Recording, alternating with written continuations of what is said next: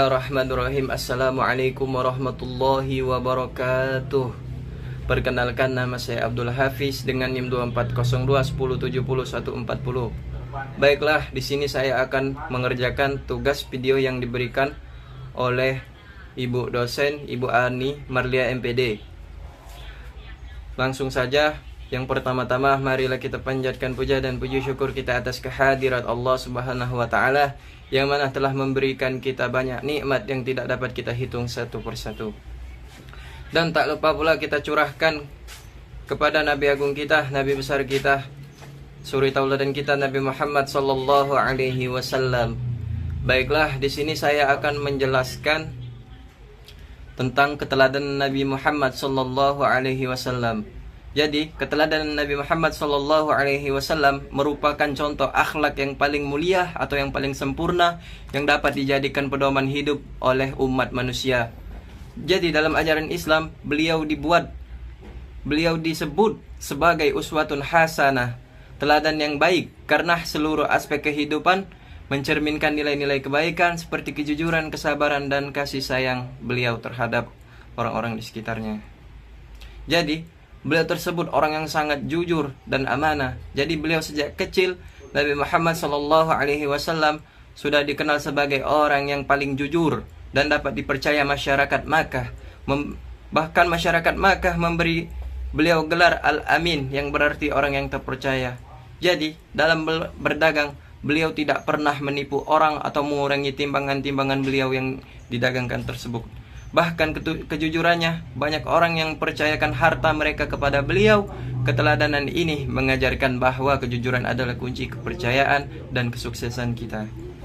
Jadi, yang selanjutnya ada kesabaran. Kesabaran tersebut seperti dalam menghadapi ujian.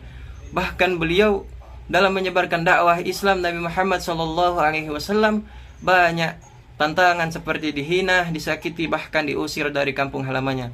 Namun beliau tetap sabar dan tidak membalas keburukan dengan keburukan. Contohnya saat beliau dilempari batu di Taif hingga terluka, beliau tidak membalas. Beliau justru mendoakan kebaikan bagi orang-orang yang melemparnya tersebut, bahkan sampai terluka.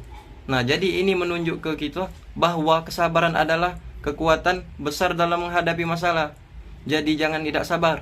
Terus pemaaf tersebut jadi paling luar biasa adalah saat peristiwa Fatu Makkah. Setelah bertahun-tahun dimusuhi, Nabi Muhammad SAW berhasil kembali ke Mekah dalam keadaan menang. Namun beliau tidak membalas dendam. Sebaiknya beliau berkata bahwa semua orang Quraisy diberikan dan diampuni. Keteladanan ini mengajarkan pentingnya memaafkan, bahkan kepada orang-orang yang pernah menyakitkan kita. Terus ada tawadu. Tawadu tersebut beliau Nabi Muhammad SAW sangat rendah hati. Beliau meskipun menjadi seorang rasul dan pemimpin besar, Nabi Muhammad SAW tetap hidup sederhana. Beliau seperti menjahit pakaian sendiri, membantu pekerjaan rumah, seperti duduk bersama orang-orang miskin tanpa merasa lebih tinggi. Jadi hal ini merupakan bahwa kemuliaan seorang bukan dilihat dari harta atau jabatan tersebut. Terus kasih sayang beliau terhadap sesama orang atau sesama hewan. Nabi Muhammad SAW dikenal sebagai pribadi yang penuh kasih sayang. Beliau menyayangi anak-anak, kaum fakir miskin, orang tua, bahkan hewan pun beliau sayangi. Jadi beliau tidak pernah bersikap kasar dalam keluarga. Beliau menjadi suami dan ayah yang lemah lembut dalam masyarakat. Beliau peduli terhadap orang-orang yang membutuhkan. Terus ada adil. Beliau sangat adil dan tegas dalam kebenaran. Nabi Muhammad SAW bersikap adil tanpa memandang status sosial. Beliau pernah menegaskan bahwa hukum harus ditegakkan kepada siapapun, bahkan jika yang bersalah adalah keluarga sendiri. Ini menunjukkan bahwa keadilan harus ditegakkan tanpa pilih kasih. Terus beliau kerja keras dan tanggung jawab. Sebelum menjadi Rasul, Nabi Muhammad SAW adalah seorang pedagang yang sukses. Beliau bekerja keras, jujur, dan penuh tanggung jawab. Setelah menjadi Rasul, tanggung jawab beliau semakin besar, yaitu menyampaikan wahyu Allah kepada umat manusia. Meskipun berat, beliau tetap menjalankannya dengan penuh kesungguhan.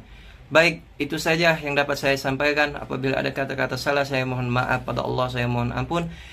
Wabillahi taufiq wal hidayah wa ridha wal inayah. Wassalamualaikum warahmatullahi wabarakatuh.